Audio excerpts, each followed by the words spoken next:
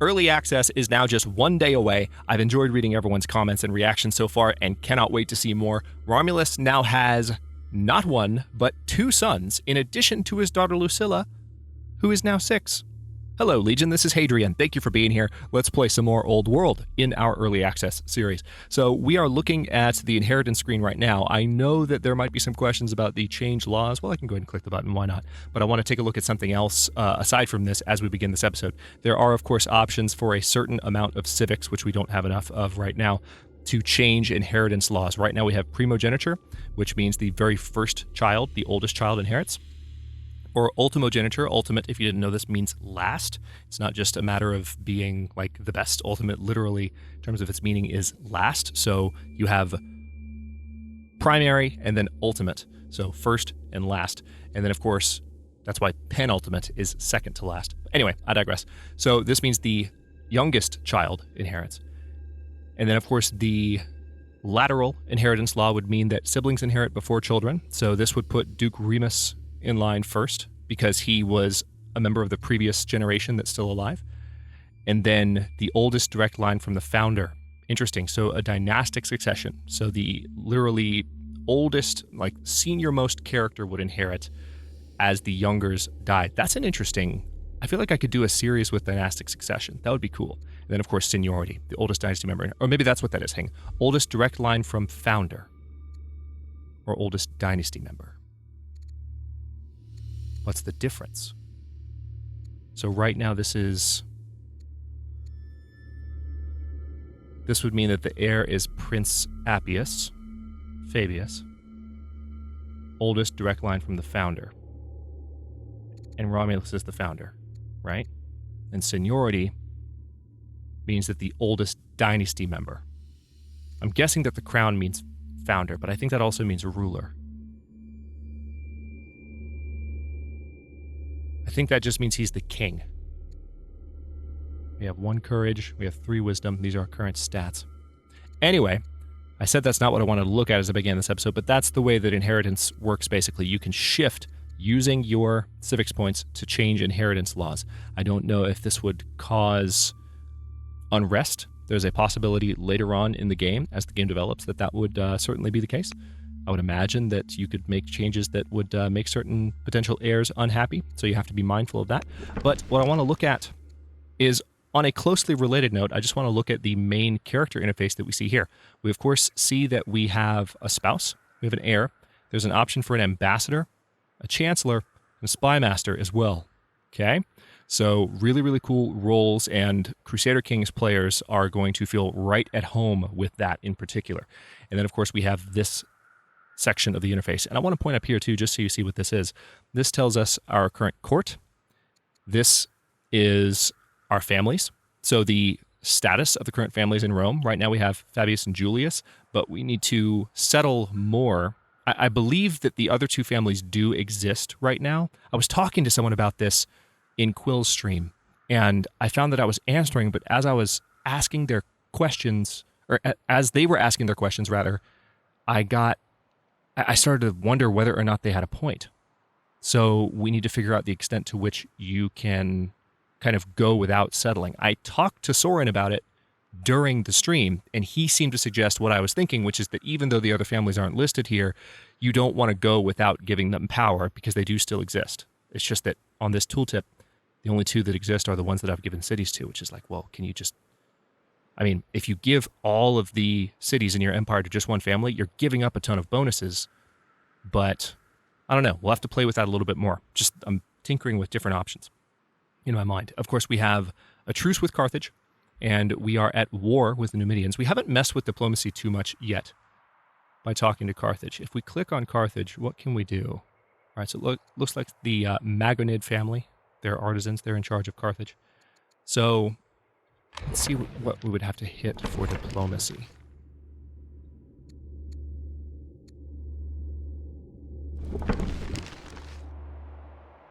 Not seeing anything. Although I suppose, okay, cool. So these are actual tabs that you can click. So you can look at the families here. Yeah, right now it's only listing those 2 families as existing. Very curious about that. Of course, we have Queen Dido, who we can talk to. We can send her pearls. which means that we would gain an additional, so this would be 1 order, and that would give her an additional 40 opinion of us, which would make her less likely to be upset with me in the future. But we're not going to do that because they're Carthage. We can declare war on them if we wanted to. Then, of course, we have the Numidian tribe as well. And then this is our cities list. We have Roma and Antium. Antium is going to need a new order soon. Rome is 3 years away from training a settler. And then we have these as our units, as well as a list of the levels. So really, really good. And also these are our movement points, as you can see. So fatigue points, okay, good to know. Fatigue points is how many moves you can make in a turn with that one unit. Those are the dots that you see, the kind of limits to the moves. So that's what fatigue is. It's not so much something that you use in battle, although I imagine it is for that too, that it would take away 1 fatigue. But it just gives you another action. It's kind of like an action point, if you want to look at it that way. But we can call it fatigue points. That's what the game's calling it. Let's call them fatigue points. Okay, so now we have to choose what we're going to work on in Antium. We do have a decision to make as well. So I think for Antium, I will go ahead and train... See, I want to train another settler. I do. I've got my worker trained. Yeah, let's train another settler. Let's be kind of aggressive with the expansion of our cities in the beginning here. Now we have a humble request. Humble emissaries, oh hey, from Carthage, kneel before the throne, unable to meet your searching eye. They have come to request aid. Future generations of our people will remember your generosity. Please, we have no place else to turn. Shall we lend Carthage our support? So we can give them... So they're looking for military training. Or we can say, sadly, we are in no position to give aid and just gain experience, and it looks like no negative in terms of their opinion. Yep, that's what's going to happen. All right, so King Romulus the Intrepid has become warlike. He now has 42 legitimacy, which is quite nice. Curious.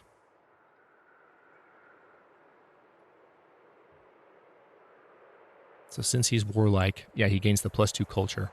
He's also ruthless, which is a trait. So +1 courage, -1 discipline. Did he gain that from that last option? I don't remember doing anything else that makes him ruthless, but I don't know. Maybe the child labor, that wasn't ruthlessness, was it? Maybe that's what it was. And of course we can abdicate the throne if we wanted to. But okay, looks like we have another decision here. A position in your personal honor guard has become available. Rival candidates from the Julius and Fabius families have both come forward to petition for the opening. Which shall we choose? We can choose the Julian warrior or the Fabian warrior. I'm going to go with Julian because we already have a general that's Fabian. So just going to try and balance that. Yeah. So do we have information on what his name is? Hostus Fabius Romanus? But if we select it, it doesn't actually tell us. That's interesting. Okay, so I'm going to give the order to attack these barbarians again. That's not actually going to kill them. Can I attack again? Nope. 1 attack per turn. Good to know. All right, so we can build a garrison over here, which is an urban building. Build a mine over here, another farm here. I'm going to go ahead and get the garrison building because that's going to enable us to have a governor. And I definitely want that. So I don't think I can do it just yet. Let's have a quick look and be sure. Yeah, need a garrison for a governor. And of course we have this worker. Shrine of Diana are the suggestions. There's mines, which would help with gems. I think I want to go ahead and get those gems going. Let's do a mine over those gems. Ooh, the Numidians have decided that they do not want me around. Hang on, let me get that real quick. Good fences. Small gardens dot the ruins, clearly the work of skilled farmers. Emerging from a nearby cave, these expert growers offer to teach us how to build good pastures. All they ask for in exchange is enough wood to repair their shelters. How do you respond?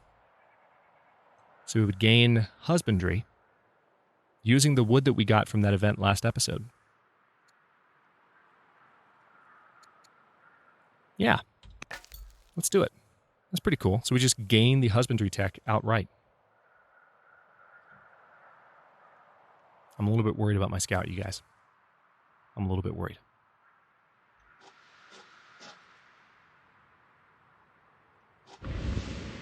Oh, now I'm really worried about my scout, you guys. Oh, we've encountered Babylonia. Our troops encounter a traveling artisan. He says that his nation of Babylonia has already established a great civilization in distant lands, but that he wishes to see the world. We can invite him to settle in Rome, tell him nothing of us. So this would make us... Okay, so this would give us additional city defense if we became vigilant. And we could take him captive to learn Babylonia's secrets. Ooh, and we get that much science. How much is military drill? Oh, wow. Huh. So we would not only finish this technology, but then we would presumably have an additional amount of technology that would spill over, assuming it works like Civ's research system. Nebuchadnezzar would not be happy with me.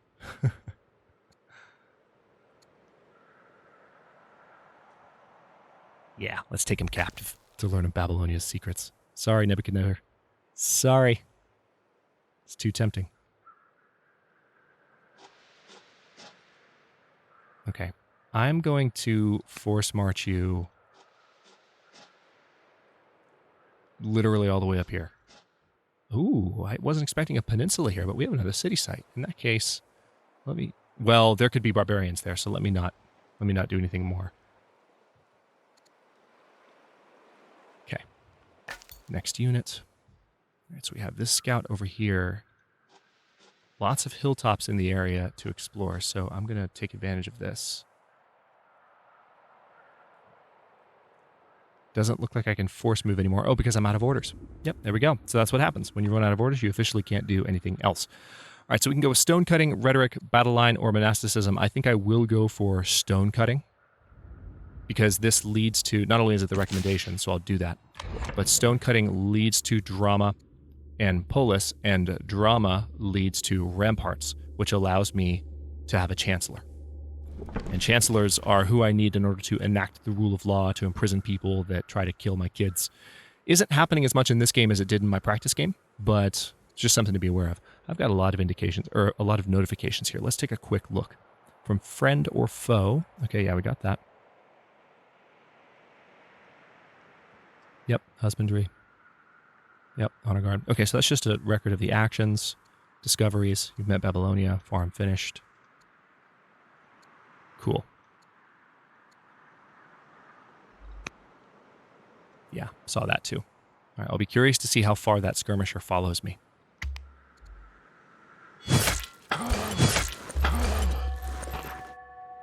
All right, awesome. So we are still plowing through research here. We have labor force, food boost.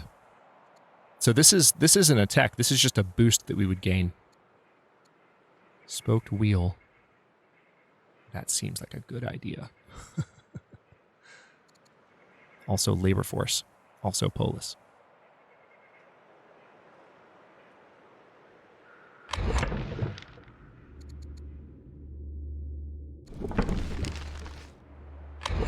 I'm seeing what follows these techs. See, this would move us towards horsemen. So, yeah, let's do that. I want horsemen. We've got lots of... the Numidians have cavalry, and they're using it. So I'd prefer to be in a good position there. How strong are you?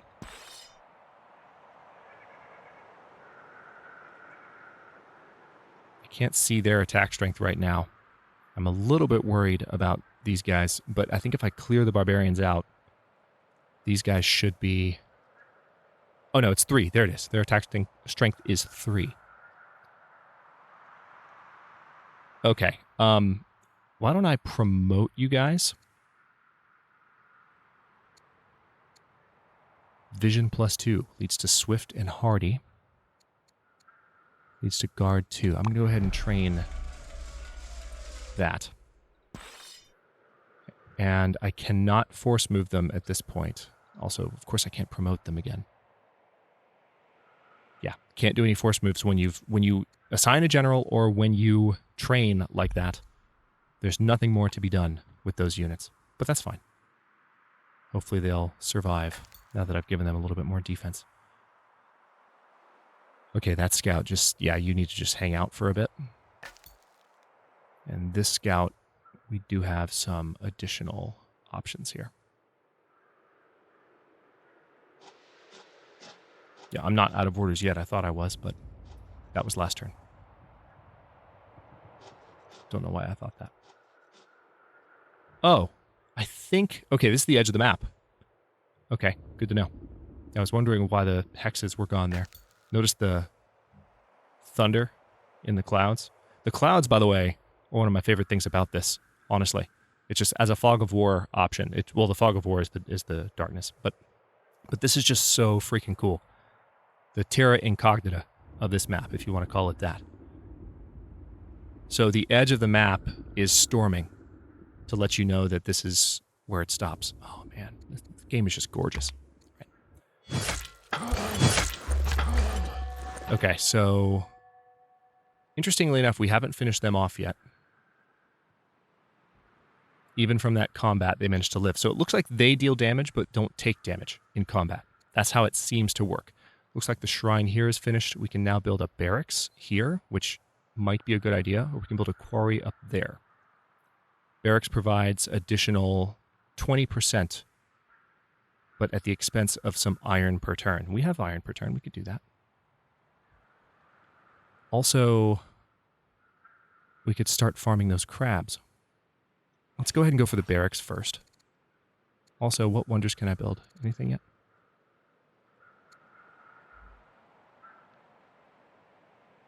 I'm using the control function to see what I might be able to build and where.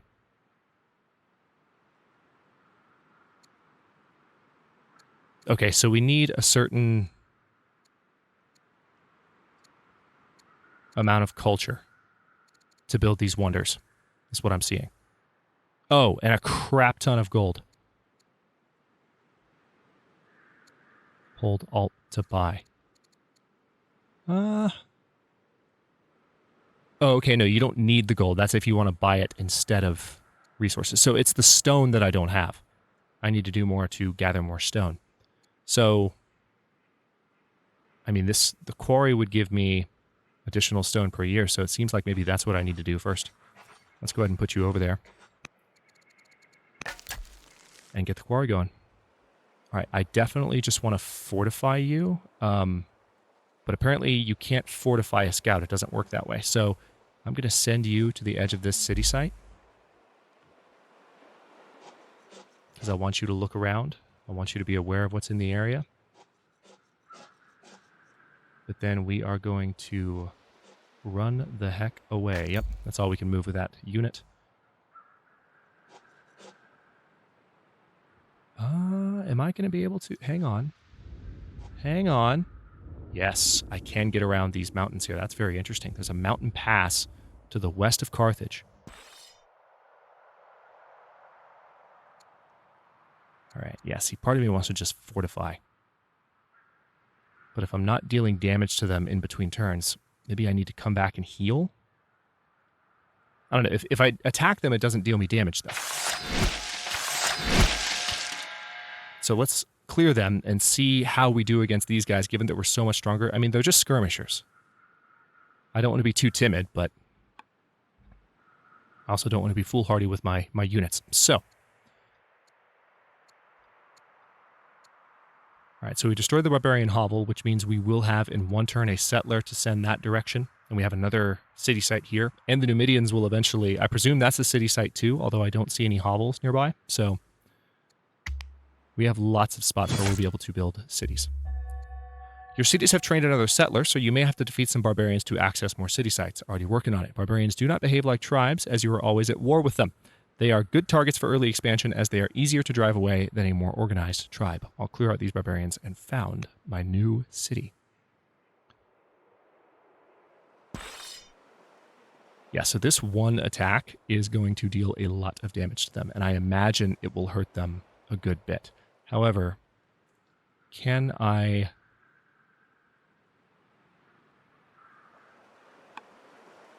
No.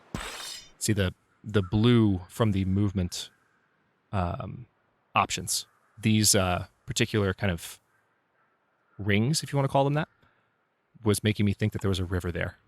I was just making sure. All right, so it looks like Costas Fabius has gained experience, so we can upgrade his courage. We can make him swift, or we can give him additional fighting in urban areas, which it seems like he might be doing that a lot. So let's give him Garrison, which makes him stronger in this exact kind of combat situation. And it looks like the next attack that we commit to will kill them. So I'm going to go ahead and move my settler in that direction. Keep them a little bit farther off, though. Okay, this is going to be a little dicey. Let's move you here.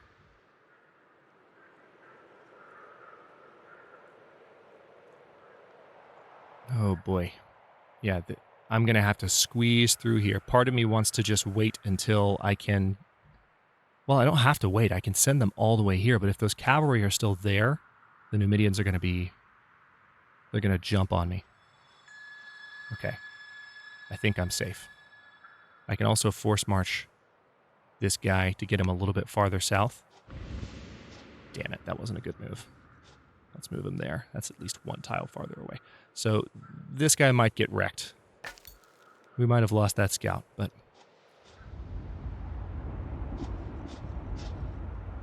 Who's this? Oh, is this Carthage? Yeah, it's Carthage. Different family. Okay, different family. You can see different colored dots around the borders, so I was like, I don't know who you are, but you're Carthage. You are definitely Carthage. All right, excellent.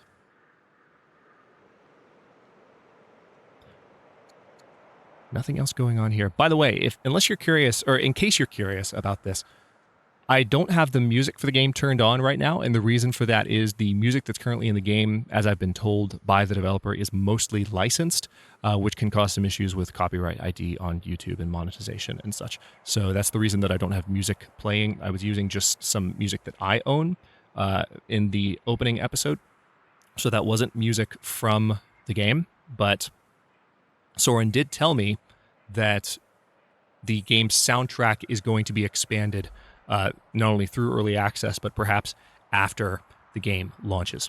I'm adding that last bit as conjecture. He just said the game soundtrack would be expanded, but I would imagine, that there's room for that to happen on either side of the game's launch, which we're looking to be in early access for at least a year, according to him. So we're going to be developing this one for a while.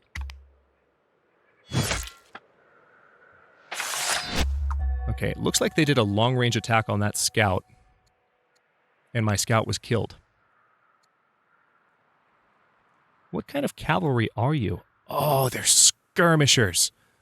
You bastards, I didn't know that. So not only can they ride across the river, but then that's the reason I moved them back to that tile, because I assumed that...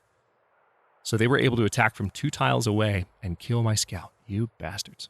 Interesting that I can still see that area. That should go away. Also, there's a goodie hut there that I never claimed. I'm mad that how did I not see that? I somehow managed to overlook that. Either that or it popped up afterward. Anyway, let's finish these guys off. One of our warrior units showed exemplary courage on the battlefield. His deeds merit a promotion. How shall he be recognized? So we could promote the warrior. So we gain additional experience for the unit. Hold a celebration, which gives us a triumph in Rome. I think I'm just going to promote him, because we could potentially be fighting Carthage before long, so seems like a good idea. So that's some additional experience there.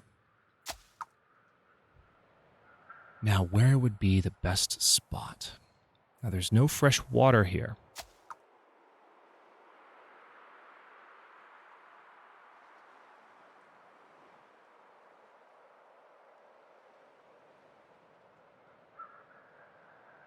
Let's just go right there on the coast. And this will be a Claudius seat. Ostia has been founded. Awesome. Right, next unit. Good. That mine is finished. I do want to build... We have this... What kind of tile is this? It's a Shrine of Mars. Okay, so that's providing, still learning to read the tooltips, but you can see the improvement, Shrine of Mars. So we have +2 culture and +2 training per year there. So building a mine would give me additional iron here.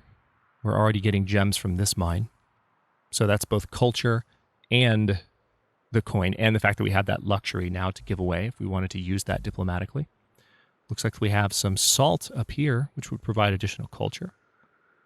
Let's do another quarry, because apparently stone is what we're going to need to build wonders, and I want to build wonders, dang it.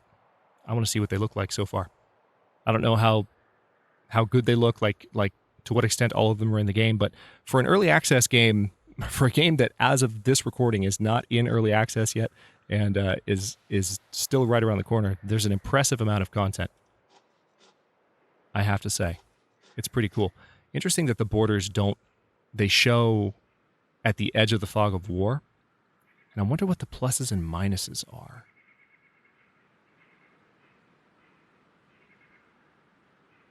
Not sure how to interpret that. I'm going to force march you because I'm just curious about this. Okay, yeah, they changed. As soon... I'm curious how to interpret that. I thought maybe the plus and minus were complementary somehow, showing that, okay, these borders are connected, but you can't see the connecting point yet. So maybe that's what it was, but I'm not sure. Okay, so we have this city, which we can now continue to build up. Why don't we go ahead and do a worker here as well? And we will end the year. We just have one order left, so we'll have a little bit of gold for that. The Fabius Family stages a contest of rhetoric discussing the merits of our highly centralized state. They request that the court send a royal scholar to defend the status quo. Despite appearances, the Fabii assure us that their interest in the matter is purely theoretical. What do? So we don't have the option to go and defend it myself because we're not eloquent. We can hire a master orator to speak on our behalf. We could send whoever has the spare time, or we can refuse to subject our policies to debate. Let's hire a master orator to speak on our behalf. So there's that. All right, looks like that quarry is done. We can build another quarry right next to it. Although I do still want those crabs. Let's go ahead and do that. Excellent. So now you can build that other quarry, can't you? Or you can build a barracks, but I want the quarry first. I'm going all in on the quarries. I want that stone income per turn. That must happen. All right, I think the best direction in which to scout would be down here. Another river, okay. Aha, hilltop. Another hilltop. Damn it, Numidians. All right, so we're going to have to force march you away from the Numidians to protect you.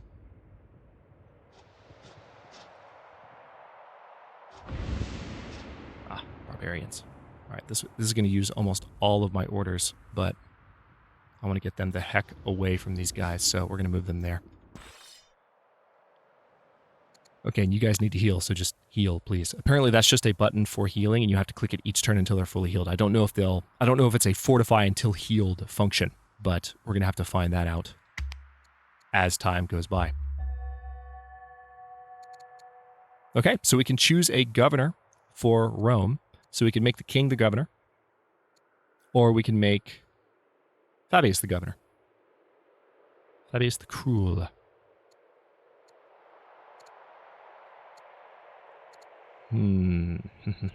So it would provide us an additional science boost.